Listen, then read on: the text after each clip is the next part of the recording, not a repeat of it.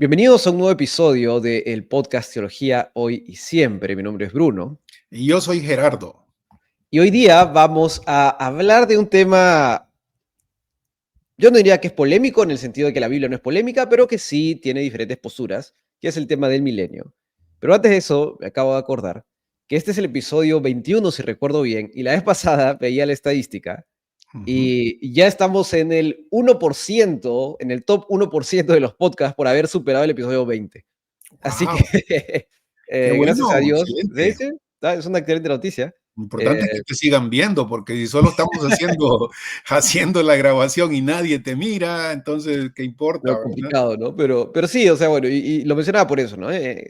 Siempre es gracias a Dios que podemos hacer esto, gracias a todo, ¿no? Y sería Ujú. interminable la lista de cosas que había que agradecer, Sí. pero igual les quería agradecer a todos los que nos escuchan, los que nos ven por YouTube. Intentamos leer los comentarios siempre y gracias a cada uno de ustedes, ¿no? Así que, y en este episodio 21 vamos a hablar del milenio.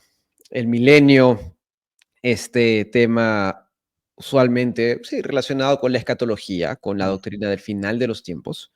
Pero en este episodio vamos a hablar de la perspectiva del milenio que se menciona en Apocalipsis, pero desde el Antiguo Testamento. ¿Por qué? Porque muchas veces equivocadamente se relaciona el milenio únicamente con el pasaje de Apocalipsis 20.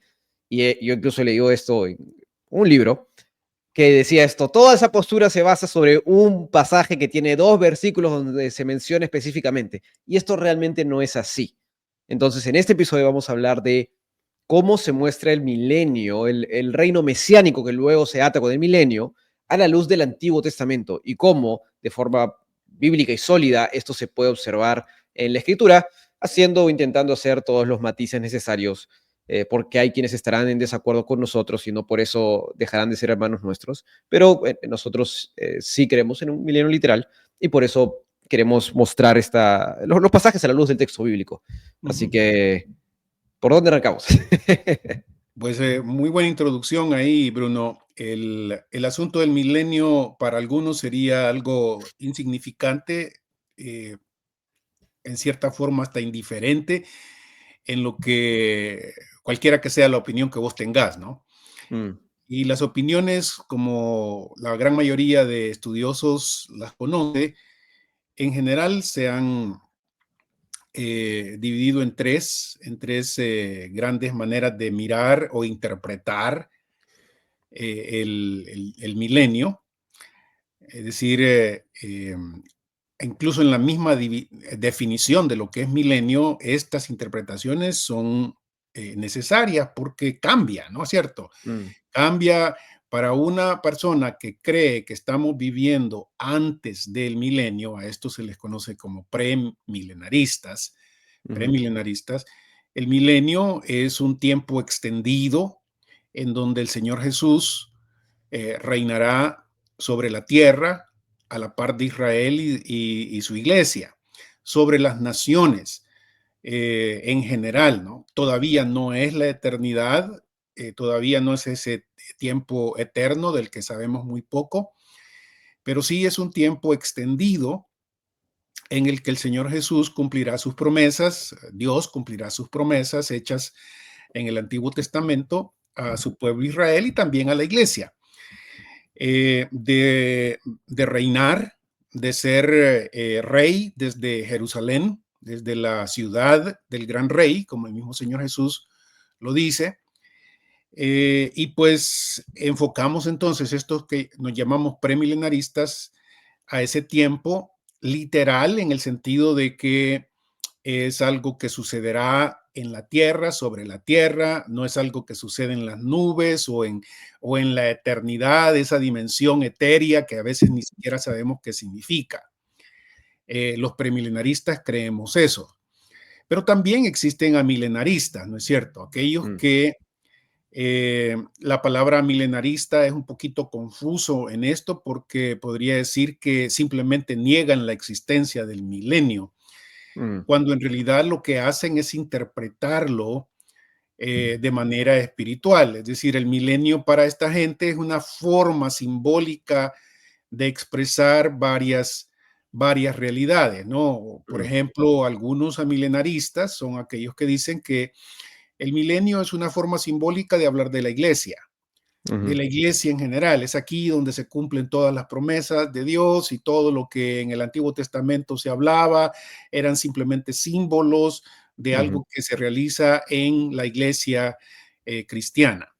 ujú. Otros creen que el símbolo no es para la iglesia cristiana como tal, sino para los cristianos en general, los individuos cristianos. Es lo que sucede en el corazón de los cristianos. Hay una Mm. sutil diferencia ahí. Sí, pero no, no tan sutil, ¿no? O sea, yo leí un libro de Apocalipsis sobre la Ujú, postura. Habían 4 autores, cada uno con distintas posturas, ujú, y el de la postura milenial, por ejemplo, esta que no cree en el milenio, ujú. alegorizaba en exceso, ¿no? Honestamente creo que no escogieron al mejor amilenarista, porque hacía todo etéreo en el sentido de que todo es, pues, Dios hablando a tu corazón, ¿no? Sí, Que no es la mejor postura milenial, sí. pero sí y bueno, y solo para hacer no contrapeso, pero recientemente escuché a Svigel, quien es un profesor aquí del Seminario Teológico de Dallas, Ujú, quien tiene una postura premilenial, ujú, describir la postura amilenial ya no bajo el clásico término de la negación del milenio, ujú, sino de que se cumple de forma ampliada. Es ujú. decir, que obviamente niega la literalidad de los 1000 años, Sí, pero no es una anulación completa, sino que fue un poco más, como dicen aquí en inglés, charitable, fue sí. un poquito más, Misericordioso. dice, claro, un poquito, no sé si más educado sea la palabra, pero para intentar ser lo más cordial posible de repente. Sí, Y dijo, bueno, no es una negación del milenio, sino es una interpretación de un milenio inaugurado de forma ampliada. Es decir, sí. no en los 1000 años, sino de forma extendida. Y dije, bueno, si Spiegel lo dice, ok, yo lo tomo. Sí. No, Pero no lo esa tomes, postura. hay que cuestionarlo también, el hecho de que Spiegel sea nuestro amigo y Pero tiene tú, una tú lo puedes manera de ver las cuestionar, pues, cosas ¿no? muy Pero parecida a nosotros. yo todavía, tú sí, yo todavía no me siento en la confianza para yo, Bruno Isla, ponerme a cuestionar eso. Tú Sí. sí, pues, ¿no? Tú le puedes decir, oye, aquí estás equivocado, sin No, problema. no, no, pero es que es cierto, la terminología va cambiando a veces y muchas veces simplemente nos confunde más, ¿no? Cuando hablamos de esto del el amilenarismo como aquel que universaliza todo lo que supuestamente le sucede a Israel, ahora le sucede a la iglesia en forma general, y no solo se universaliza o se amplía, como dices Mm. que Beagle dice, se universaliza para todos los seres humanos. Hay algo de verdad en eso, pues este es lo clave aquí. Hay algo de verdad en eso, pero la manera en que se universaliza incluye el abandono de ciertas promesas específicas de Dios en el Antiguo Testamento, que debemos tener mucho cuidado en hacer eso porque estamos jugando con la fidelidad de Dios, la fidelidad de la palabra de Dios, su compromiso como tal, ¿verdad? Ujú. Además de universalizarlo, Bruno, creo que también es una especie de espiritualización. Mm. Y vos me vas a oír, creo yo, en algunas de las clases y también en algunas otras oportunidades, hablar de que esa manera de entender el asunto en realidad dista mucho de lo que tanto el Antiguo como el Nuevo Testamento nos enseñan sobre la, la buena creación de Dios, incluyendo lo material, incluyendo terrestre, ¿no? Mm. Eh, que para muchos de estos, una generalización aquí, el elemento puramente material, físico, el elemento geopolítico incluso, se ponen atrás totalmente y se superan en ese sentido, entre comillas, ¿no? Se superan Claro. para simplemente hablar de una salvación espiritual, otra vez, como digo, etérea, más Mm. allá del sol, en cierta forma, ¿no? Como va el canto. Y cuando uno le enseña esto a algunos hermanos, se quedan en shock porque les digo, mira, honestamente, cantos como ese, Mm. más allá del sol, por ejemplo, por bonito que sea, por especial que haya sido en nuestro pasado, y yo lo he cantado cientos, miles de veces quizá, mm, en realidad enseña algo que no es totalmente bíblico. Mi morada no está en los cielos. De los cielos espero mi salvación, porque de ahí viene el Señor Jesús, porque de ahí está Dios. Y esta manera de presentar el milenio a veces sufre de eso, sufre de este escapismo, le llamo yo. mm. Sufre de este escapismo, de este no querer tener nada que ver con la historia, la materialidad de lo que Dios ha hecho, la buena creación de Dios, que no es superable en el sentido de ser olvidada o simplemente consumida, ¿no? Hoy mismo Spiegel puso un post ahí en Facebook, no sé si lo viste. ¿Ah, sí? No, no. Dios no está, algo así como Dios no está en el negocio de destruir su creación, sino algo así como eh, reconstruirla. Renovarla, claro. Él tiene esta Bueno, postura no es que al final de los tiempos se vaya a destruir la tierra y crear una nueva creación en el sentido de que destruyes la anterior, sino es sí, una nueva creación en el sentido de que Dios renueva su creación porque su creación es inherentemente buena. sí. Entonces no es que Dios Sí. la tenga que destruir, sino que se renueva progresivamente a lo largo del milenio. Sí, sí. Sí, no, y después obviamente va a haber cambios en todo. Mm, La Biblia a veces no nos da todos los detalles que quisiéramos, pero que mm, la intención de Dios no es abandonar ni a su pueblo Israel, ni a su pueblo la iglesia, ni a su creación, ni a las naciones en general, sino salvarlas, restaurarlas, mm, reciclarlas, si quisieras poner una terminología más de hoy, ¿no? mm, En realidad, lo que le sucederá a la creación es lo que le sucede al ser humano en la resurrección. Es decir, nosotros resucitamos y esta resurrección nuestra por el poder de Dios todavía es parte de esta creación, del mismo suelo, del mismo humus, que Dios lo retoca, lo transforma, lo glorifica, sí, pero es de la creación hecha una vez, ¿no? Esa buena creación de Dios. mm, Entonces, en cierta forma, si lo pensamos bien, creo yo, cierto tipo de amilenarismo ha sido demasiado influido por el pensamiento neoplatónico que se va arraigando a la iglesia poco a poco en los primeros siglos, ¿verdad? Principalmente a partir del siglo III, diría yo, ujú, empieza a sentirse con más fuerza la influencia del neoplatonismo, que principalmente enseña eso, ¿no? Es decir, mm, la materia, lo histórico, lo concreto es algo superable, es algo que mm, está lejos de Dios, y la salvación debe consistir en otra cosa, debe consistir en elevarnos y perdernos en esas esferas sumamente espirituales. ujú, Que eso no es así, creo que tanto el Antiguo y el Nuevo Testamento dan testimonio. Por eso es importante centrarnos en los datos que tenemos del Antiguo Testamento para ver las promesas de Dios. ujú, ¿Qué ujú, promesas tiene Él? ¿No es cierto? Para el individuo, para la raza humana, para su creación. Hacernos este tipo mm, de preguntas a fin de que entendamos este tiempo que en Apocalipsis 20 se llama el milenio y que seguramente vamos a volver en otro programa con más detalles sobre el pasaje, ¿no? Porque hay que hacerle exégesis a ese ujú, pasaje. Pero cada vez que me encuentro con un amilenarista y me dice que el pasaje es simbólico solamente, yo tengo que seguir preguntando en qué sentido es simbólico, porque yo podría estar inclusive de acuerdo en que el número 1000 es un número simbólico que ujú, habla de una larga duración, una extendida duración, que no es igual a eternidad, por cierto, es claro, un tiempo extendido, pero mm, además de eso, ¿en qué otro sentido es simbólico?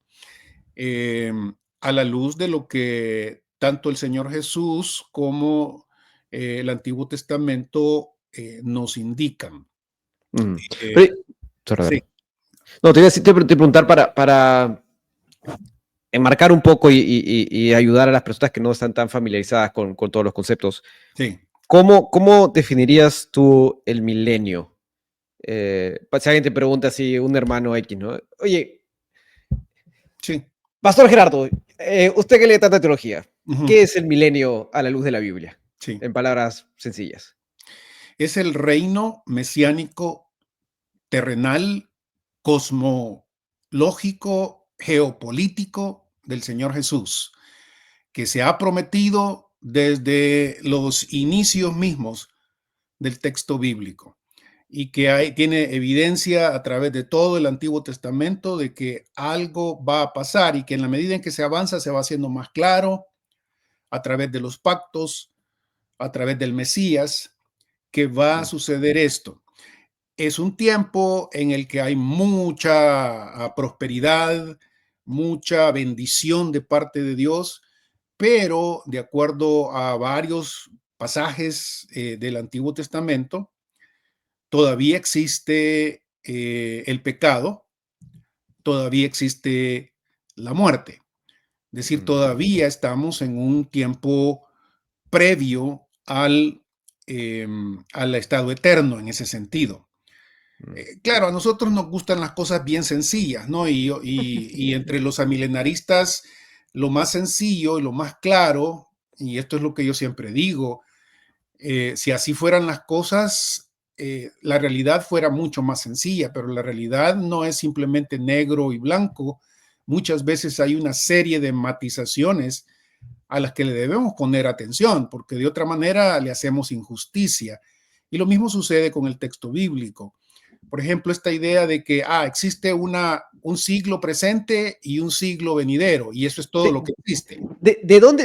Mira, yo una vez leí en un libro que, aunque me lo regaló un amigo mío a quien aprecio, le dije, este es uno de los peores libros que he leído. Porque, Para variar vos de así político, ¿verdad? Diplomático. ah, yo no sé, yo con la gente que tengo confianza no soy políticamente correcto porque Ujú, no me sale. Digo, pero ¿para qué te voy a mentir? O sea, fue un libro malo, hay libros malos, hay libros buenos. ujú, sí, Era un libro muy malo porque uno de sus argumentos en favor del amilenialismo era ujú, este tema de que o sea, toda la realidad se divide en el siglo presente o siglo venidero, toda la realidad. Y sí, tienes que colocar algo en el siglo presente o en el siglo venidero y en consecuencia el milenio no cabe ninguno. A lo sí, que yo me acuerdo que apunté, dije, o sea, creaste tu propio paradigma y dado que el texto bíblico no causa en el paradigma que acabas de crear, lo ujú, tiras por la borda. Y dije, sí, qué fácil, pues yo también me creo algo y digo, listo, no calza, lo tiro por la borda, ¿no? Me pareció, nuevamente, un libro exactamente. muy, muy, muy malo. Pero ¿de dónde viene eso? Yo leí el libro, citó algunas cosas de Jesús, pero era un libro, nuevamente, muy pobre, pero no sé de dónde viene el tema realmente. Mira, el asunto es que este es Bruno, tenemos que identificar que lo que acabas de decir vos sobre el hecho de formar un paradigma y luego querer meter la evidencia bíblica ahí, y si no cabe, pues no cabe o la fuerzo, ¿no? A que Mm. quepa en uno. Esto no es, el asunto del milenio no es la No, única, eso es hacer mala teología en general, es ¿no? una mala teología de lo que hemos hablado en otros podcasts Mm. sobre esta idea de la teología del pacto, el pacto de gracia, que es otra categoría teológica que uno la busca y la rebusca, y en dónde está este pacto de redención, por ejemplo, y tienen que forzarse a veces ciertos pasajes bíblicos para que casen. Es cierto, la escuela dispensacionalista sufre del otro extremo en algunos contextos, ¿no? De Mm. sobre estructurar a veces o con demasía, Claro, en el una, clásico, ¿no? sí, Sí, una sobresistematización, le llamo yo también, porque sí, sí, sí. entonces, por lo menos desde mi perspectiva, pero al fin de cuentas, esta tendencia de hagamos un esquema que sea claro y ahí tratemos de meter la complejidad del texto bíblico. Mm. Es algo que sucede en escatología, sucede en soteriología, sucede en esta historia de los pactos bíblicos o pactos teológicos. Y entonces uno más parece que es una tendencia muy arraigada en nosotros en general de de no querer meterte en cierta forma un poco más a la complejidad de las transiciones bíblicas, ¿no? Mm, Creo yo, por ejemplo, por decirte algo, que una de las cosas por las que al Señor Jesús se le rechaza, el pueblo de Israel lo rechaza, mm. es porque también tiene una mentalidad parecida. Y hasta hoy tiene una mentalidad parecida. Jesús no es el Mesías, Claro, porque si hubiera sido el Mesías, ya hubieran cambiado todas las cosas. claro. Y no lo escuchan diciendo, espéreme, yo les pruebo que soy el Mesías, aquí están las evidencias, Ujú, milagros, palabra, y además de eso, a sus discípulos, ¿no? Tengo que revelarles algo que en el Antiguo Testamento no estaba totalmente claro. ujú, Este es el reino en misterio, ¿verdad? ujú, Hay ujú, un reino, hay un tiempo en el que no está totalmente claro en el Antiguo Testamento y que Jesús nos lo dice. ujú, Entonces, seguir a Jesús en esa transición implica que reformemos nuestras convicciones cuadradas a lo que Él nos está dirigiendo en toda esa parte. Los evangelios son mm, uno más, otro menos, son consistentes en que sí existe este tiempo de transición que en el Antiguo Testamento no se miraba claramente. Ese es el misterio del reino de los cielos, ¿verdad? De que el Señor ujú. Jesús habla. Misterio es aquello que se ha mantenido oculto, pero que ahora Jesús, Dios, nos lo está aclarando. Claro.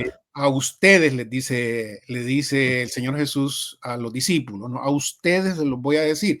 Las multitudes, a ellas no les interesa conocerme, realmente le interesa el milagro, le interesa el pan, le interesa la salud física y está bien, pues al fin de cuentas, si eso es lo único que quieren, no está Mm. bien, pues, pero No, no, claro. eh, a ustedes les voy a explicar que existe un tiempo que en el Antiguo Testamento no quedaba claro. Claro. Y ahí, por ejemplo, si alguien te pregunta, ¿dónde encontramos en primera instancia en el Antiguo Testamento mencionado, donde tenemos luces de este reino milenial? Porque, y aquí quiero hacer un acápite, hay que entender que la Biblia, una de sus características es que es una revelación progresiva. Sí, Entonces, a medida que avanzamos en el texto bíblico, tenemos más información. Esto sucede claro, con la identidad de Jesús como el Mesías, sucede con el plan de salvación, ¿no? Desde el protoevangelio de Génesis 3 hasta más adelante, tenemos muchas más luces. Finalmente, con Jesús tenemos ya la figura completa, diríamos, para sí, propósitos salvíficos. sí, En el caso del milenio, donde yo siempre me voy a Isaías, donde son los mm, pasajes más famosos, pero sí, no sé honestamente si ese es el primer momento. sí. No, ¿Dónde comenzarías? Asumo que debe haber antes, pero la verdad que no. Isaías es el más claro para mí. Sí, es claro que Isaías es uno de los libros preciosos, preciosísimos y claros de esta realidad del reino mesiánico, en donde Israel, las naciones, el Mesías, tienen una posición clara desde Jerusalén, desde Palestina, desde Israel, ¿no? Pero estas tres corrientes, o algunos lo llaman avenidas de Mm, revelación que aparecen en el Antiguo Testamento, son fuertes desde el mismo inicio. La presencia de un Mesías, la ujú, presencia de Israel y la presencia de las naciones. Y ujú, estas tres avenidas de revelación estarán presentes desde, como digo, desde el inicio del Génesis. En cuanto a que el hombre, por ejemplo, digamos, para tratar de entender ujú, empezar a entender estas bases ujú. del reino mesiánico, para no llamarlo milenio de una sola vez, porque si alguno tiene problema, yo estaría incluso dispuesto a decir, ok, no lo llamemos milenio, digamos que ese nombre es simbólico, que habla de un tiempo extendido y que es, digamos, difícil de calcular cuánto tiempo va a ser. Tú, tú- Algunos, tú- tú estás dispuesto a alegorizar más que yo, ¿ah? y a mí me En parece, serio. mira, a mí me parece que el tiempo, es que es cierto, cuando lees, cuando te pones a leer seriamente el libro de Apocalipsis, te das cuenta que los números juegan un papel Sí. importantísimo en él y que no me puedo anclar a que aquí dice 1000 y tienen que ser 1000 exactos, cuando quizá atrás del número haya un simbolismo, pero y aquí viene la pregunta que te estaba diciendo, ¿símbolo de Mm, qué? claro. Símbolo de un tiempo extendido, próspero, de reinado físico, literal del Señor Jesucristo, con Israel y la iglesia sobre naciones que, por un lado, en general son naciones que son, yo no diría forzadas, pero sí son están dispuestas a reconocer el gobierno del Mesías, el gobierno mundial del Mesías, Mm, pero que en determinados momentos no. Y ahí es donde entran varios de los pasajes de otra vez del Antiguo Testamento, donde Jesús claro. se describe por reinando con vara de hierro y justo, ¿verdad? Y que Mm, no va a permitir injusticia, porque se entiende que es un tiempo en el que todavía no es el último, el escatón como tal, ¿no? El mm, tiempo eterno. Es, un, mm, es una de esas transiciones a la que la escritura nos debería tener claro, acostumbrados. claro. Entonces, mira, con esas tres avenidas de revelación, uno empieza a leer todo el Antiguo Testamento y quizás eso sería una sugerencia para todos aquellos que nos escuchan, Bruno. Mm, Y estoy pensando en aquellos que ya tenemos algún tiempo de haber estado leyendo la Biblia, que conocemos la claro. Biblia, que hemos estado años ya en la vida cristiana, Mm, que hemos leído la Biblia varias veces o un montón de veces. Mi sugerencia sería, póngase a ojear desde el Antiguo Testamento, desde el mismo Génesis hasta el final, hasta Malaquías, por ejemplo, estas tres avenidas de revelación que implican los propósitos futuros de Dios para la humanidad y para su creación. ujú, Y usted descubrirá que desde el inicio, por ejemplo, Bruno, aquí comienza la idea del gobierno de Dios, el reino de Dios mediado. Es decir, hay un ujú, reino de Dios eterno del que habla también el Antiguo Testamento a granel. sí. Dios es rey eterno, reina sobre todo, él lo que quiere hacer lo hace, y sin embargo, el ser humano es rebelde, el ser humano es pecador, el ser humano hace pero horripilancias, por decirlo de alguna manera, ¿no? Desde el principio. Ujú, Entonces, el plan de Dios es recuperar, por lo menos hasta cierto punto, debo decirlo, porque lo que el Nuevo Testamento nos mostrará es que el plan de Dios va más allá que simplemente regresar al al paraíso de Adán y Eva sin haber caído.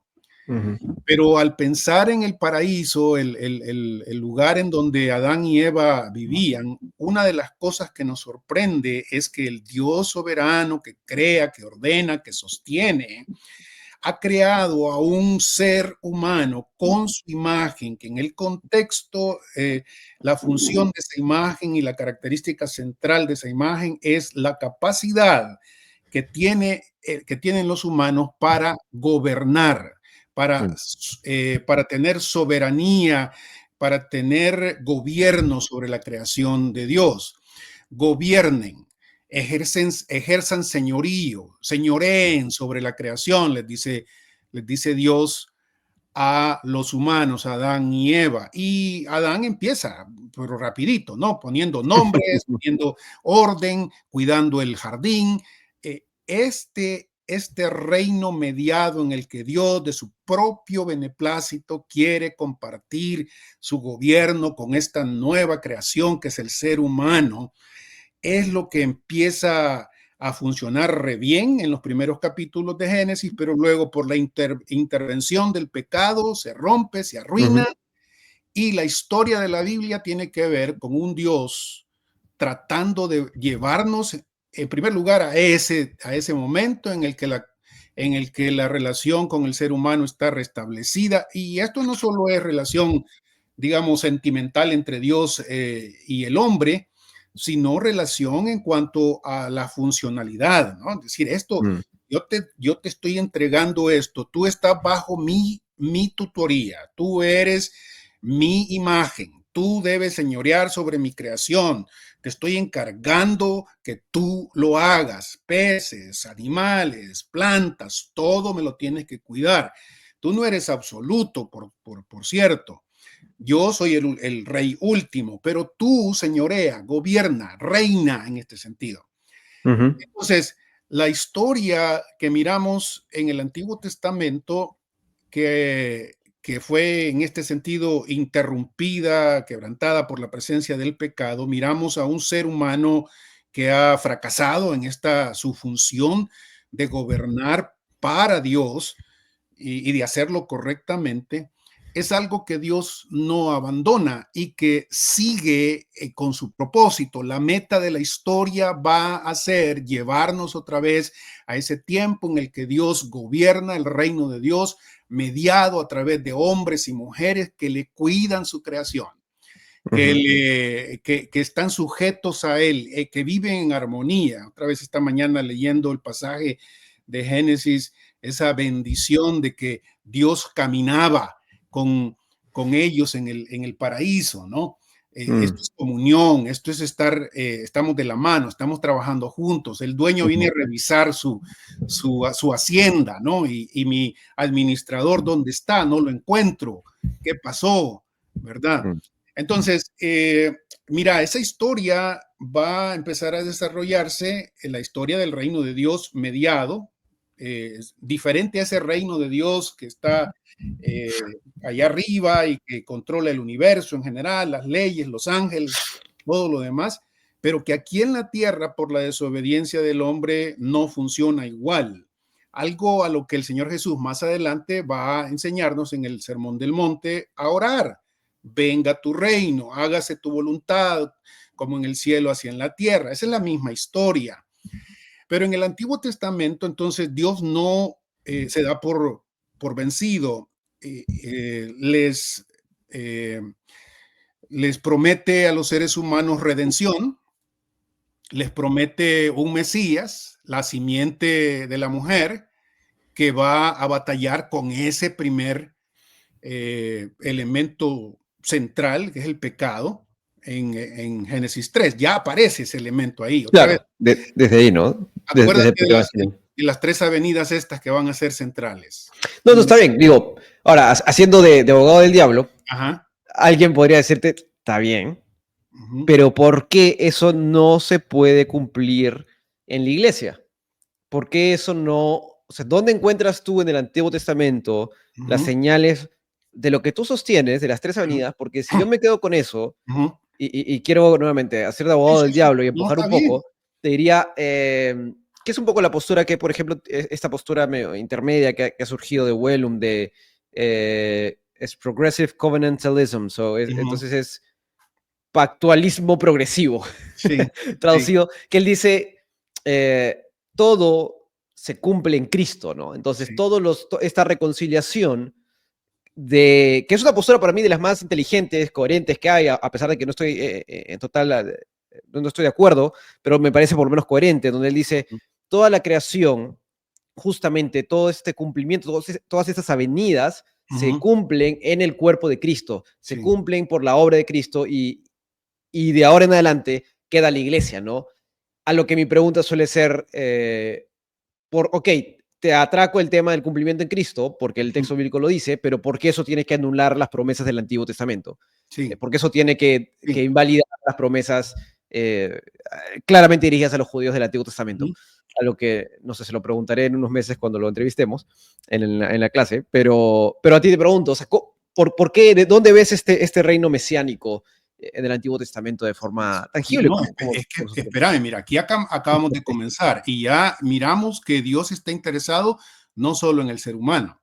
Ujú, Y aquí, con el caso de Wellum y con el caso de la mayoría de los teólogos reformados, ujú, como bien observaba Rairi hace 5 décadas, la diferencia del dispensacionalismo y otros sistemas teológicos es que varios de estos otros sistemas teológicos hacen de la soteriología humana el centro de todo. Mm, Y Wright, otra vez, sorprendentemente para muchos teólogos reformados, como digo, para quienes la gloria de Dios es central y no necesariamente la salvación, es importantísima, por supuesto, pero no es el centro de todo, mm, o no es lo único en este sentido. Nos decía que el centro de todo es la gloria del Señor, es el mm. propósito doxológico, es Doxológicos, el ¿eh? reino de Dios, el Mm, reino de Dios sobre su creación, que incluye al ser humano, por supuesto, como aquel que le ayuda a gobernar, pero que incluye animales, creación, todo el ordenamiento de la creación. Esto de poner nombre, ¿de dónde? ¿Para qué? ¿Por qué Dios se interesa en que Adán le ponga nombre? Claro, él, en el pasaje nos dice que era, entre otras cosas, para que mirara que no tenía a alguien que fuese idóneo para él, ¿verdad? En el caso mm, de la esposa. Pero esa participación de señorear, es decir, de que Dios nos encarga señorear y que se va a repetir bien rapidito después de que esto sucede, Dios nos deja prácticamente a los seres humanos desarrollar y lo que se desarrolla es, como bien diría un gringo, un mes, se hace un mes aquí. Dios no está, aun cuando hay dos líneas de los descendientes de Adán, la descendencia de Set, la descendencia de Caín, ya el hijo de Set, Enoch, el primero que empieza a invocar a Dios, a buscar a Dios, según el libro de Génesis. Y sin embargo, el relajo moral que se hace tremendamente en esos primeros capítulos de Génesis es terrible hasta que Dios tiene que otra vez intervenir mm, y otra vez revelar que él, aun cuando sigue siendo rey y sigue siendo alguien que va a tomarle cuenta a su creación y especialmente al ser humano, y va a mandar el diluvio precisamente por eso, aún así él rescata a Noé, pero ujú, no rescata solo a Noé, rescata la vida animal. Y otra vez aquí se mira el interés del Señor no solo en el ser humano, no mm. solo en el individuo, está pensando en familias, está pensando en seres animales. Esta es una pregunta interesante Mm, para muchos de nosotros, ¿verdad? Que Agustín, por ejemplo, tiene algo de esto en su Ciudad de Dios. Habrá un futuro, una escatología para los animales. A Dios le mm, interesan los animales. Si no, mm, preguntarle a Isaías también en la descripción del reino mesiánico, donde existe el cordero, el león, ¿verdad? Eh, y muchos de estos animales sirven para darnos muchas lecciones morales, como en el libro de Proverbios, por ejemplo. Es decir, sí, hay un propósito de parte de Dios de rescatar, restaurar no solo al ser humano, sino a la creación que se ha visto afectada. De eso habla el apóstol Pablo también en mm, Romanos capítulo 8. La creación se ha visto afectada y cuando Dios haga algo en relación con el ser humano, también a la creación como creación, ujú. buena creación, eh, le afectará y la ordenará, ¿no? Entonces, llegamos en el caso de Noé y interesante, ¿no? Porque el caso de Noé es algo que el Señor Jesús más adelante en sus discursos escatológicos va a traer a Claro, cuenta, nos va a sí, recordar. sí. No, pero solo quería hacer este capítulo de algo que no. Mira, yo ya había leído lo de Ryrie, ¿no? Que él menciona que una de las características que él toma en cuenta para su interpretación teológica es el propósito doxológico Ajá, de Dios, que significa básicamente, para quienes no lo han oído, es que todo, el propósito de todo es darle la gloria a Dios, la doxología. sí, Que uno lo lee y dice obvio, ¿no? O sea, el propósito de todo es darle la gloria a Dios. Pero me acabo de dar cuenta de algo. Como cristianos creo que estamos muy acostumbrados a, obviamente, poner a Cristo en el centro y poner el plan de salvación en el centro. Pero el problema con eso está en que Dios sigue siendo Dios incluso si no nos salva. La obra salvífica es una operación ad extra, no es una operación externa a Dios. Por Ujú. lo tanto, por más, lo que decías, por más importante que pueda ser, no necesariamente la pondría como el centro, porque Dios es el centro independientemente si decide salvarlos o no. Si Cristo no nos hubiese redimido en la cruz, Él seguiría siendo el centro y toda la creación seguiría siendo para su gloria, ¿no? Él es el único que merece la gloria independientemente si nos salva o no. Él lo merece Mm, por quien Él es esencialmente, no sí, por lo que decide hacer con respecto a nosotros, que es una operación externa a Él. Entonces, claro, ahí hay una diferencia importante porque si ponemos la obra de redención de Cristo como el punto central de toda interpretación teológica, estamos en el fondo metiendo al ser humano ahí, ¿no? Lo que en mi opinión sería problemático desde un punto de vista de paradigma, porque Dios es el centro por, él, por quien Él es, sí, por quien Él es, no por lo que hace con respecto a nosotros, ¿no? Y eso es algo que creo que como cristianos a veces se nos va. Yo había leído nuevamente lo de Ryrie antes, pero sí. ahora que lo dijiste, me dije, verdad, Mm, hay un punto más importante acá, ¿no? ujú. Que no hay que pasar por alto, ¿no? Pero sí, sorry. Sigue Claro, con lo, no, con lo eso de es parte Isaías. del, y cualquiera que no lo lea en ese contexto no entenderá qué es lo que este teólogo Righty había estado diciendo, porque resulta para muchos una contradicción que se lo diga a los teólogos del pacto cuando Calvino y todos sus descendientes teológicos han insistido en la gloria de Dios como Mm, algo importantísimo. El punto de Rairi otra vez es que hemos reducido al elemento soteriológico mm, humano el plan de Dios. claro. Y que eso, cuando lees la Biblia, es parte, pero la esfera, el círculo es mucho más amplio que salvar al ser humano. La Ujú, creación, que incluye muchas otras cosas, también está en este proceso de ser restaurada. El mm, reino mesiánico terrenal es una de estas etapas en donde la creación experimentará, de acuerdo a estos pasajes que hemos de pasada mencionado en Isaías, ujú, una, eh, un florecer que nunca se ha visto, ¿no? claro. Este fructificar que desde ya en el, Este.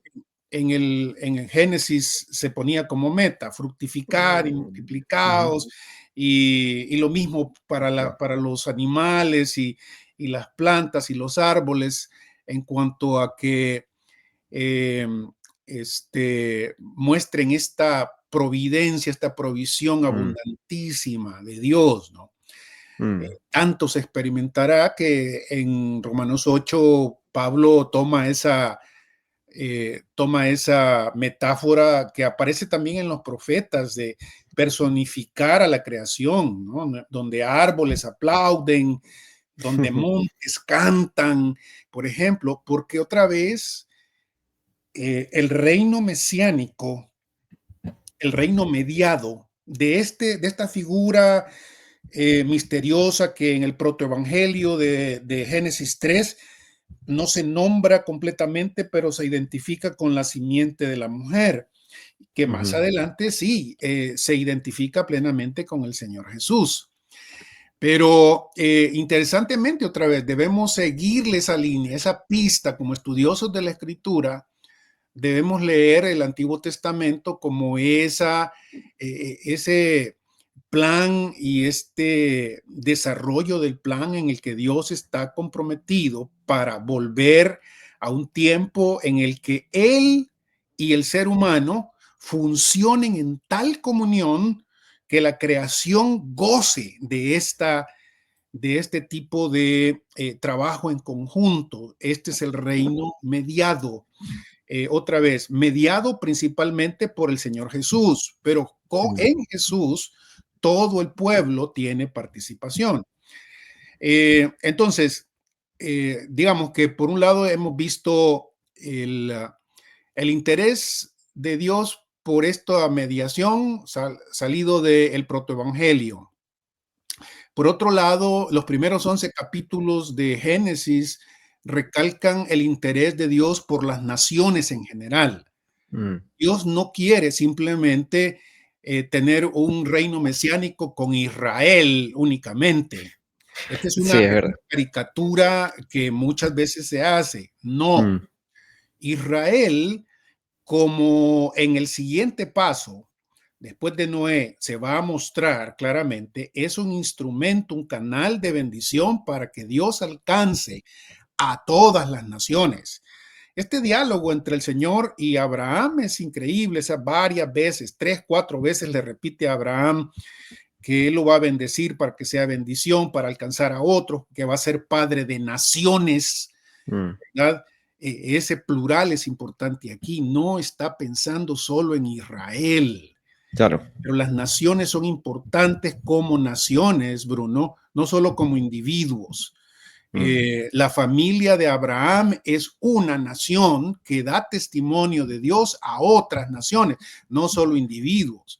La claro. teología protestante en general ha sido sumamente individualista y esto es triste, pues, porque se ha pasado desapercibido y algunas veces al dispensacionalismo, por ejemplo, quizás con cierta razón en algunos casos, se le ha acusado de ser escapista por alguna manera de presentar la idea del arrebatamiento Mm, y se ha acusado de que somos escapistas, apocalípticos y todo un montón de cosas, ¿no? Pero no nos hemos dado cuenta que mucha de la teología protestante histórica es también individualista y espiritualista. Es mm, individualista porque muy poco, si algo, se habla del contexto de nación, de familia, mm, de etnias. Casi siempre la salvación tiene que ver con individuos únicamente. mm. Y se salvan otra vez las almas, ¿verdad?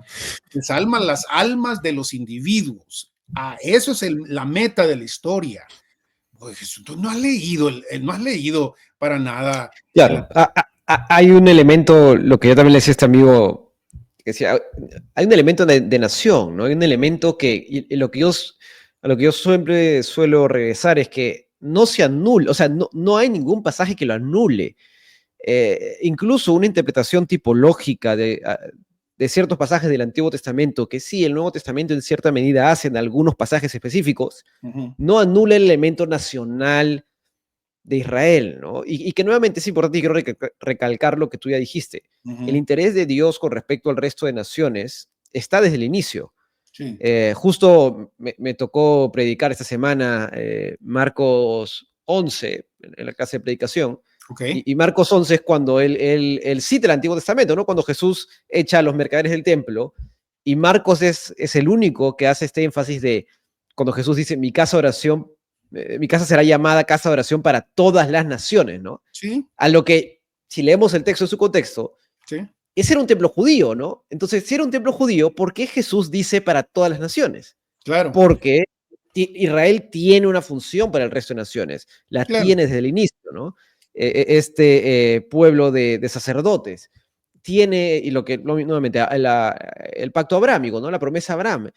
Israel y Dios tiene un interés que es una acusación, o a veces simplemente un mal entendimiento, de Mm, pensar que por creer y por entender un reino milenial en el Antiguo Testamento, reino mesiánico para ser, en todo caso, más justos con el contexto del ujú, texto, ujú, por entender un reino mesiánico en donde Israel tiene una función, estamos anulando o menospreciando o minorizando, reduciendo el interés del resto de naciones de parte de Dios, cuando no es así, es ujú, simplemente que vemos a lo largo del texto bíblico, el Antiguo Testamento, estos pasajes proféticos donde Dios mismo ujú, tiene un interés por las naciones, por esta claro. característica nacional, de pueblo, étnica, que cuando se menciona en el Antiguo Testamento se dice, ¿no?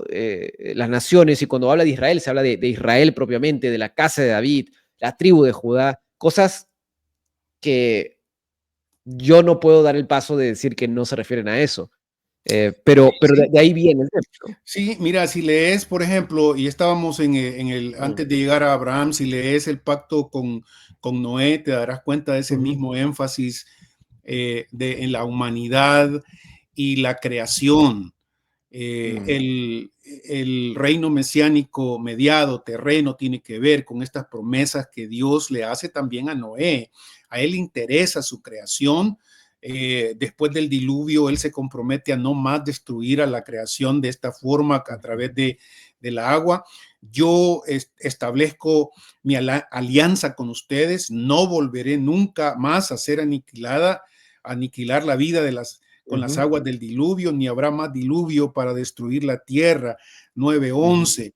Les ha dado en ese mismo contexto lo que te estaba tratando de comunicar en el capítulo 9, versículo 7, el mismo mandamiento que le había dado a Adán. Ustedes pues sean fecundos, multiplíquense, extiéndanse por la tierra y domínenla, señoreen sobre ella. La versión que estoy leyendo es la versión se llama la Biblia de Jerusalén latinoamericana. Ese contexto de que Dios está interesado en las naciones aparece ahí. Aparece en los siguientes capítulos, capítulo 10, capítulo 11, el interés de Dios por las naciones como tal. Israel, que va a aparecer ya hasta en el capítulo, el capítulo 14, 15 de Génesis, es un instrumento para alcanzar a estas naciones. Y yo tengo aquí en el capítulo 12 de Génesis, por ejemplo, de ti haré una nación grande y te bendeciré, engrandeceré tu nombre y serás una bendición. Por ti se bendecirán todos los linajes de la tierra. Esa insistencia en todos los linajes de la tierra, dice el versículo 15 del capítulo 13 de Génesis. Pues bien, toda la tierra que ves te la daré a ti y a tu descendencia por siempre. Haré tu descendencia como el polvo de la tierra, tal que si alguien puede contar el polvo de la tierra, también podrá contar tu descendencia. Levántate, recorre el país a lo largo y lo ancho, porque a ti te lo he de dar. Aquí aparece esa dimensión terrena otra vez, pero no el que estamos hablando. Abraham y su descendencia serán canales de bendición para todas las otras naciones a las que Dios quiere alcanzar, y el elemento de la tierra parece ser central en esto. Y yo creo que lo hemos mencionado un par de veces ya en algunos de nuestros podcasts, que en la gran sabiduría de Dios, Él va a colocar a Israel en ese lugar tan estratégico donde las conexiones con Europa, Asia y África eran prácticamente, no te podías escapar, pasar por ahí, ¿no? Claro. Tenías que pasar por ahí, y la idea repetida de Dios es: cuando miren lo que ustedes están haciendo, van a preguntar por el Dios de ustedes. El templo que está acá va a ser casa de oración, que aparece en la oración de Salomón en Segunda de Reyes 8, y también en Jeremías, que es lo que cita el Señor Jesús en Marcos, ¿no? Es casa de oración para las naciones. Salomón, por ejemplo, en su oración les dice: y también al extranjero, Señor, que cuando ore en esta casa, sepa que solo hay un Dios y que tú moras aquí. Esa intención de las naciones es algo que está presente. No te olvide que el Señor Jesús en su llamamiento, en su mandato de ir, nos habla de ir y hacer discípulos en todas las naciones otra vez, el concepto del Dios interesado en las naciones. Entonces, como les decía yo hace un ratito, si usted ojea su Biblia y va leyendo, después de conocerla, por supuesto, va a descubrir estos tres énfasis constantemente. A Abraham se le promete, ¿qué cosas? ¿Te acuerdas? Claro, tierra, descendencia, Ajá. bendición. Ok, bendición para todas las Claro. otras. En ti serán benditas todas las Todas naciones las de la naciones. tierra. ¿No es cierto? La tierra yo te la voy a dar, y te la voy a dar como es algo que se coloca en el pacto de Abraham, que es un pacto incondicional, como sabemos, de eso no hay duda, leer Génesis. Incondicional significa que Dios lo va a hacer, no importa Sin qué. importar, claro, sí, sí. No, Dios lo y va a eso, hacer. sí, y eso es algo importante a recalcar porque, mira, incluso teólogos que no sostienen una postura dispensacional, nuevamente como Wellum, él llega a Ujú, decir cosas como el pacto abrámico tiene elementos condicionales e incondicionales, pero luego cuando uno lee lo que dice, él dice, la incondicionalidad está en que Dios lo va a hacer de todas formas. Te digo, bueno, eso es incondicional entonces. ujú, Dice, él dice, claro, la parte de la bendición hacia Abraham es condicional, y cita un pasaje de Génesis que sí se podría interpretar eso, pero el elemento central es el hecho de que Dios lo va a hacer independientemente. E incluso, nuevamente, un teólogo que no comparte la postura dispensacional ujú, admite, porque es un buen teólogo, ujú, admite que existe el fundamento y el núcleo de ujú, la promesa del pacto es incondicional. Dios va a cumplir su promesa a Abraham, pase lo que pase. Y a lo que mi crítica es a su interpretación fue, si dices que el núcleo es esto y esto dice que es incondicional, ¿no es incondicional entonces? ujú. Pero, Exactamente. pero digo, él admite incluso eso, ¿no? Entonces, la incondicionalidad del pacto abrámico es un punto admitido en general, creo Que que si por la es mayoría de teólogos. incondicional al fin de cuentas, sí, es obvio, porque en los pasajes se dice, si alguno de tu pueblo simplemente no quiere estar contigo, que no se circuncide, y ese está sacado de la... Ujú, en ese sentido uno podría hablar quizás de algún tipo de condicionalidad, ¿verdad? ujú, Pero la ujú. promesa que Dios le hace a Abraham es evidente al hacer el pacto. Dios inclusive hace algo raro, ¿no? Con Claro, Abraham.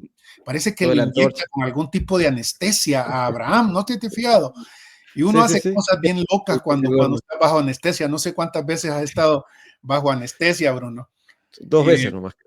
Sí, 2 veces. sí, cuando empezás a hablar. A mí yo he estado también 2, 3 veces en el hospital y me meten la anestesia y empiezo a evangelizar a la ¿Ah, enfermera sí? y al Yo me médico quedo dormido. Yo me a la par, ¿va? Empiezo a decir un montón de cosas y de repente ya no me acuerdo. Pero es Mm. interesante porque algo parecido le sucede a Abraham cuando Dios él solo se compromete. No Sí, no, permite es que claro. Abraham se comprometa con esto No. para lo que él está prometiendo.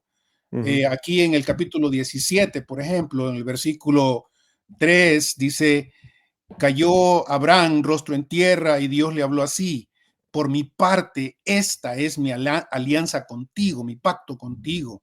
Serás padre de una muchedumbre de pueblos. Note eso, por Claro. favor, de pueblos. No te llamarás más a Abraham, sino que tu nombre será Abraham, pues te he constituido padre de muchedumbre de pueblos. Te haré fecundo sobremanera, te convertiré en pueblos y reyes saldrán de ti. Note otra vez aquí el interés de Dios por todas las Mm. naciones. Eh, por todas las naciones. Israel va a ser ocupado, la descendencia de Abraham y Abraham mismo, su familia, va a ser ocupada para atraer a estas naciones y bendecirlas. Más adelante, en el mismo pasaje, dice, no, mira esto, y estableceré mi alianza, versículo 7, entre nosotros dos y con tu descendencia después de ti, de Mm. generación en generación, una alianza eterna, de ser yo tu Dios y el de tu posteridad. Te daré a ti y a tu posteridad la tierra en la que andas como peregrino, todo el país de Canaán en posesión perpetua, y yo seré el Dios de los tuyos. Aquí está otra Mm. vez el elemento terreno, creación física. ¿Por qué? Me preguntabas hace un ratito la Mm. necesidad de un reino terrenal mesiánico tal Mm. como aparece aquí. Es evidente que Dios también quiere hacer algo con su creación. Es Mm. evidente que Dios quiere bendecir su creación, que ha sufrido, como dice el apóstol Pablo en Romanos 8, porque por nuestra causa fue sujeta a vanidad, se ha distorsionado y personificando a la creación, Pablo dice que sufre, ¿no? Y que Mm. grita porque porque está sufriendo mientras no venga este tiempo en el que él la vuelva a ser fructífera y la vuelva a ser vivible, ¿no? Esto pareciera poca cosa, porque nosotros vivimos con aire acondicionado. Ahí te veo que estás con aire acondicionado, pero mira los pobres de África y otros lugares, bueno, nuestros Latinoamérica, donde a veces se tiene que vivir con temperaturas horribles, porque de alguna forma la creación misma ha sido trastornada, ¿verdad? Y entonces Dios en su pacto con Abraham insiste que él se compromete con esta familia a la que va a ocupar para atraer a los demás, atraer a las naciones y también para localizar su venida del Mesías. Claro, en el Nuevo Testamento el apóstol Pablo va a decir que la semilla o la simiente a la que la promesa de Abraham se refería es el Señor Jesús, sin olvidar que Él es el Mesías, pues. Es decir, Claro. sin olvidar que Él es el Mesías del que se le habla a Abraham y que misteriosamente el mismo Señor Jesús dice que Abraham vio su día y se alegró en él. Entonces, si seguís con eso, al final digamos, si uno pudiera ir hojeando y hojeando los varios pactos, llegás al final de Génesis, por ejemplo, y encontrás otra vez las promesas de Dios sobre la descendencia de Abraham y sobre el aparentemente más claro descendiente de Abraham que traerá este nuevo gobierno. Nota en el capítulo 49 de Génesis, en el versículo 8, cuando Jacob se está despidiendo y está bendiciendo a sus hijos. A ti, Judá, te alaben tus hermanos, tu mano en la cerviz de tus enemigos. Inclínense ante ti los hijos de tu padre, cachorro de león, Judá. Nota en el versículo 10, no se irá el cetro de la mano de Judá, bastón de mando de entre sus hermanos. Aquí hay reinado, gobierno. Alguien que viene de la descendencia de Abraham a través de Judá trae el cetro hasta que venga el que le pertenece. Esta palabra silo que aparece aquí es una palabra sumamente interesante. Hasta que venga el que le pertenece, al que harán homenaje, ¿quiénes? Los pueblos. Pueblos. Otra vez, no solo es de Israel el asunto. El que ata, y lo que aparece aquí me parece una profecía más clara, no se puede decir, el que ata a la vid su burrito y a la cepa el pollino de su burra, el que lava en vino su túnica. ¿Han leído Apocalipsis, por ejemplo? Esa descripción de el que lava en vino tu túnica y en sangre de uvas su sayo, el de ojos rubicundos por el vino. Lean Apocalipsis 19 y blanquea sus dientes más que leche. Entonces, en la profecía de Jacob, ya no solo se identifica a Abraham, su familia, sino también se va especificando este tema del Mesías, una de las tres avenidas que, insisto, debe mirarse en el Antiguo Testamento. Y luego hay varias conexiones ahí que no tenemos tiempo para eso, porque si apenas empecé con Génesis, voy Claro, pasando. claro. No, no, pero está bueno porque, te digo, yo mismo, cuando me preguntan sobre el reino mesiánico, me voy a Isaías, ¿no? Que son los textos usualmente más comunes, claros. Hemos visto el pacto abrámico, que sí es uno clásico. Ya no hemos visto el pacto davídico, que también es otro tema. Sí. Pero claro, estos textos de Génesis, por ejemplo, que creo que usualmente no son los referenciados para hablar, pero es interesante recalcar cómo Dios se preocupa por los pueblos, ¿no? Por la gente, por los extranjeros. Claro. Y yo lo he escuchado de algunos hermanos bien intencionados, ¿ah? Bueno, si sostienes un reino mesiánico, ¿por qué hacerte cristiano, no? Si no, hazte judío, ¿no? Parece que según tu sistema tiene mayores ventajas. En lo que digo, Sí. no, porque esa no es la figura completa, ¿no? pero eso no anula el hecho de que Dios mantiene unas promesas donde Israel tiene un lugar, ¿no? Ese es el Claro. paso en el que, yo digo, esto, para comenzar, no es doctrina fundamental, por lo tanto, si alguien no sostiene lo mismo que nosotros, que alguien difiere, no deja de ser nuestro hermano. Es bien, cuando conversamos sobre escatología, me dijo, esta debe ser una discusión de casa, ¿no? O sea, no, debe ser algo como, él creo que lo trivializó mucho, porque dijo, Sí, es como sí, elegir el sí, mejor postre. Me pareció ya muy trivial, sí, pero lo que sí voy y recalco es, no puedo sostener una postura distinta, una persona es hereje o no, ¿no? sí, Pero el paso, por lo que yo digo, podría cambiar de opinión de aquí a X años y seguiría siendo cristiano, sí, pero hoy por hoy no veo la forma de dar este paso interpretativo en donde Israel no tiene un rol, porque no veo cómo quitar eso del Antiguo Testamento y no veo cómo a la luz del Nuevo, que será probablemente el siguiente episodio, no veo ujú, cómo a la luz del Nuevo eso se anule, a pesar de las palabras de Jesús, las de Pablo, las de los apóstoles, no veo que ninguno de ellos anule este rol del Antiguo Testamento, sino que lo confirma. Y sí, que en cierta medida la iglesia pasa a tener un rol, sí, sin duda. sí, Nadie dice lo contrario, pero este elemento terrenal, nacional, de pueblo, de nación, de gentes, es algo que es tan prominente en el Antiguo Testamento que por más interpretación tipológica, por más uso de tipologías que veamos, que en cierta medida sí pueden ser ciertas, eso yo no veo que se anule a la luz del nuevo, no veo que pierda peso, que deje de estar, y ese es un paso interpretativo que yo no puedo dar y por eso tengo la postura hasta hoy en día claro, que tengo, ¿no? sí. Pero Quizás vemos mañana eso vas a cambiar, pero este,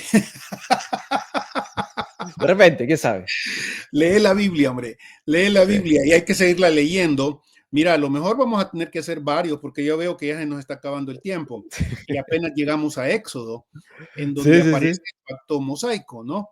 El Mm, pacto mosaico tiene una función específica para Israel en el Antiguo Testamento y en el centro del pacto mosaico está esa identidad de Israel otra vez. mm, mm, Ustedes me serán una nación de reyes y sacerdotes, mm, sacerdotes reales. mm, Esta función de Israel de interceder por las naciones es algo que viene desde Abraham. mm, En Abraham es el primero que miramos a un hombre que se pone a interceder por Sodoma y Gomorra, por ejemplo. claro. Intercesión.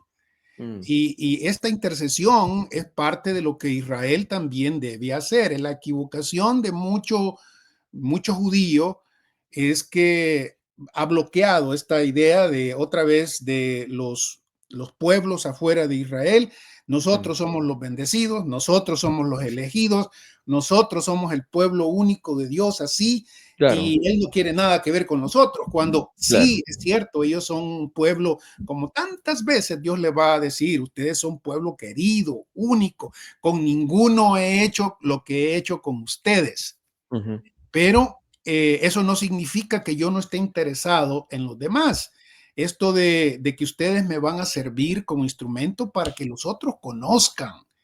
Y el Antiguo Testamento, no por eso te digo que quizás, como ya vamos a terminar, te quedan 10 minutos apenas, eh, quizás tenemos que volver a un Antiguo sí, sí, Testamento, no, ¿verdad? es una buena idea. De hecho, pasar, como digo, hasta Génesis, de repente tocar Éxodo en la siguiente. Y sí, Los temas de milenio siempre a la gente le gustan. y eso lo que te decía es que a uno en Éxodo encuentra ese elemento repetido otra vez del interés de Mm, Dios, que así como saqué a Israel de Egipto, más adelante se va a decir que Dios ha hecho, sin que lo tengamos descrito con otros pueblos, acciones muy parecidas a la que sí, hizo con Israel. sí. Entonces, algo que en el Nuevo Testamento, esto de ser nación de sacerdotes, se va a adjudicar también a la iglesia, no para decir que, porque y esa es la pregunta de Pablo, no para decir Claro. que ya Israel ya pasó, ya está en el pasado, ya no sirve para nada. Pablo dice, fíjate en esto, en Romanos 9, Ujú, en el contexto de la iglesia propiamente, en el contexto de el nuevo pueblo de Dios, ¿verdad? O el pueblo de Dios. La pregunta de Pablo es significativa. Mm. ¿Ha abandonado Dios a su pueblo? ¿Quién es ese Sí. su pueblo? Es claramente solo judíos, el que sostenga que no es, o Eh, sea, no he leído a nadie que incluso tenga una postura milenial que diga que no se refiere claramente a los judíos, ¿no? Es entonces, y a imposible. mí, o sea, ves, pero la forma de hablar de Pablo, es decir, a Israel, ellos eran el pueblo de Dios en el pasado, ya no más, ¿verdad? No, No, Pablo no no. tiene otra idea. Sí. Y el Señor Jesús es de la misma convicción. Es decir, la discusión que tenías hace algunos podcasts o algunos de tus programas de si son dos pueblos o uno, en realidad la hemos complicado más de la Sí, cuenta. sí, sí, sí. Eh, Es una pregunta sin sentido para mí. O sea, para mí es una mala pregunta.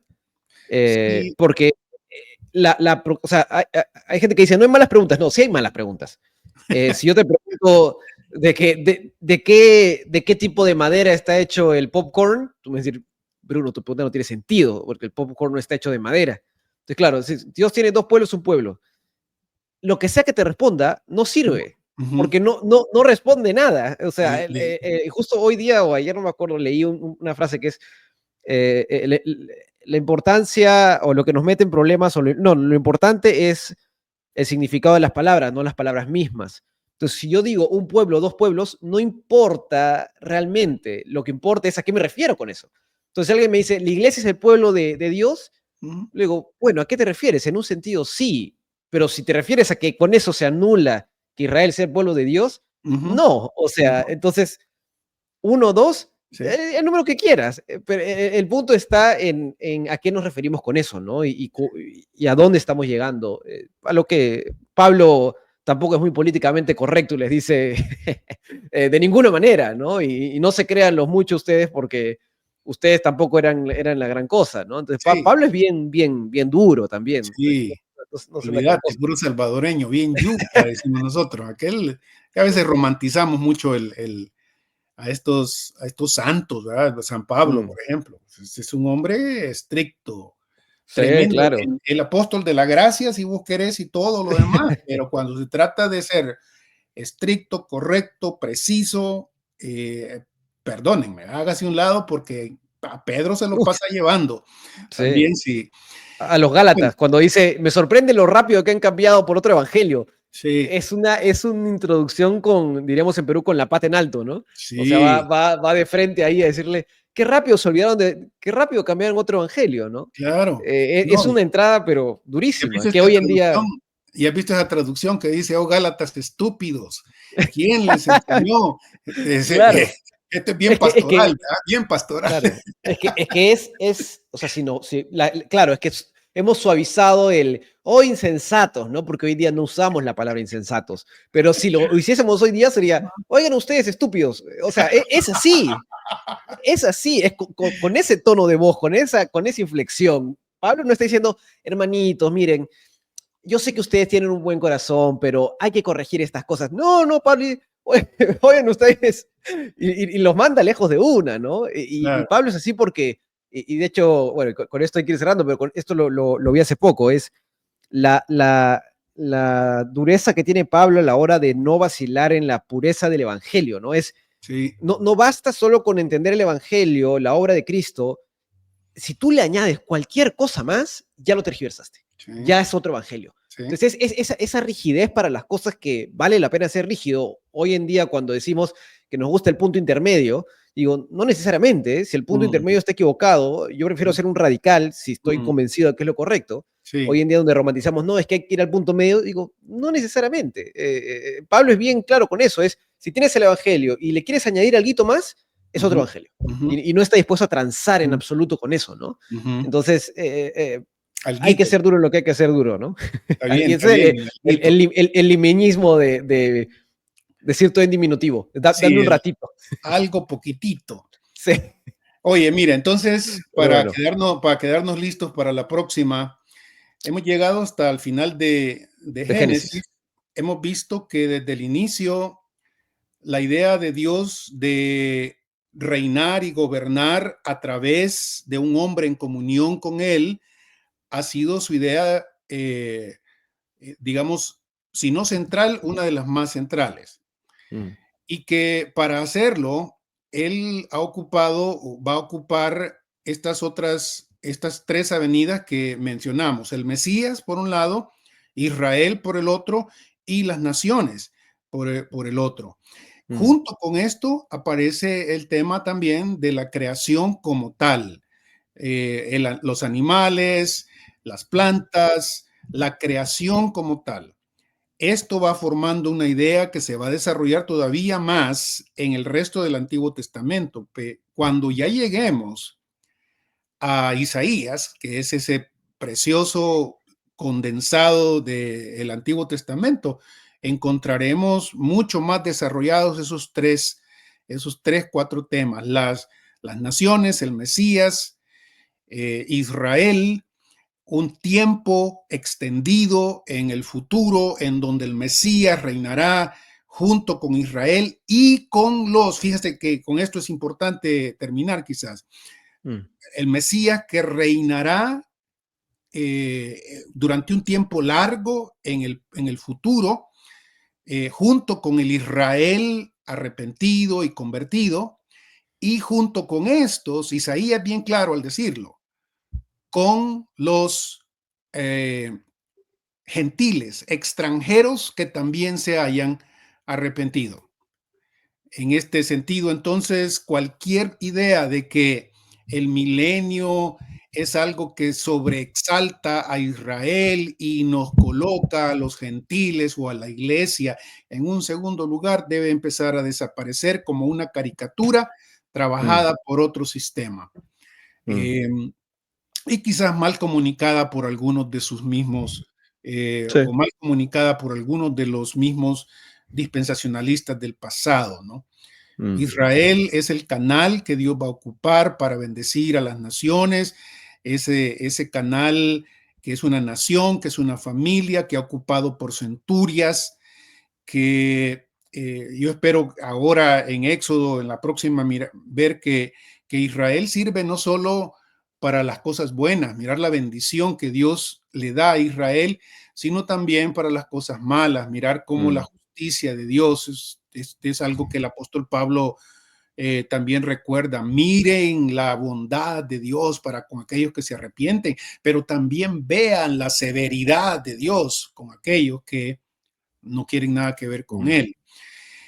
Como digo, al llegar a Isaías, pero falta mucho porque tenemos que pasar tenemos que pasar por los reyes, tenemos que pasar por David, tenemos que pasar por Salomón, tenemos que pasar por las promesas de inclusive estos reyes malos que siguen después de Salomón. La gran mayoría eran reyes malos y Dios se mantiene diciendo que va a hacerlo a pesar de que estos le han fallado.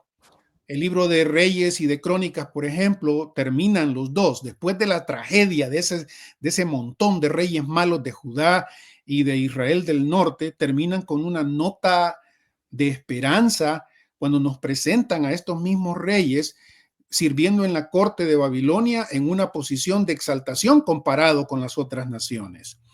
Eso hay que estudiarlo con más detenimiento, pero es algo importante para ir desarrollando este tema del reino mesiánico, que cuando Jesús aparece, también lo proclama: arrepiéntanse porque el reino de los cielos se ha acercado. Tenemos que pasar después de Isaías por Daniel, ¿verdad? Daniel. Sí, Entonces, sí. ¿cómo es eso? A Daniel se le dice: tú, mira, no me des mucho detalle de esa última visión, Daniel, cerrala, sellala, porque es para el fin. Tú vas a morir y te vas a levantar para tener tu herencia. Es decir, ¿cómo así? Mi herencia. Sí, porque tú estás conectado a Israel. Eres de Israel y la promesa de Dios es infalible. Su palabra es verdadera y Él la cumple a pesar de la infidelidad del ser humano. Sí, bueno, ya, entonces el próximo episodio ya tenemos tema que va a ser sobre el milenio, pero avanzando un poco más por el Pentateuco. Sí. Probablemente, no sé si, bueno, a lo que nos dé. Sí. Así que, bueno, gracias por ver este episodio, gracias a los que lo vieron en YouTube, a los que lo escucharon en Spotify, Aprovechen también para comentar, darle like, suscribirse como siempre, para comentar qué dudas tienen sobre esto, para también poder aquí atenderlas y repasarlas. Y gracias a todos los que se han suscrito. Como noticias, se lo comentaba Gerardo hoy día temprano, YouTube está sacando este programa para hacer doblaje, digamos, con inteligencia artificial, ¿no? De las voces. Y debido a que el canal cada vez crece un poquito más, ya lo toman en mayor consideración. Así que gracias a todos y a cada uno de ustedes por seguir viendo, seguir dando likes, seguir suscribiéndose, porque eso es lo que ayuda a tener acceso a estas cosas y poder seguir difundiendo lo que hacemos. No me aguanto, no me puedo esperar cuando me esté oyendo en chino. Va a estar simpático. A ver cómo traducen las voces. Está bien. Pero va a estar bueno. Está bien. Bueno, bendiciones. Que estén Bendiciones, bien. hermanos.